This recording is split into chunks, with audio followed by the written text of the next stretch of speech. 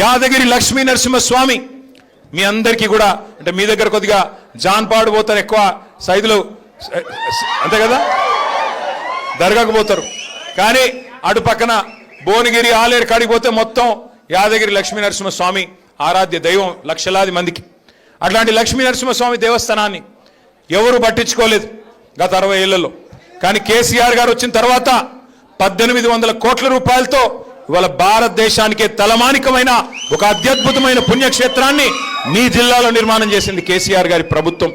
అట్లాగే మీ పక్కనే ఉండే మిర్యాలగూడ నియోజకవర్గంలో ఒక గోదావరికి మాత్రమే పరిమితమైన విద్యుత్ ఉత్పత్తి కేంద్రాలని నల్లగొండ జిల్లాకు తేవడమే కాకుండా జగదీష్ రెడ్డి గారి నేతృత్వంలో దామరచెర్లలో భారతదేశంలోనే అతి పెద్దదైన ultra mega power project plant దాదాపు 35,000 కోట్ల రూపాయలతో ఏర్పాటు చేసింది కేసీఆర్ గారి ప్రభుత్వం.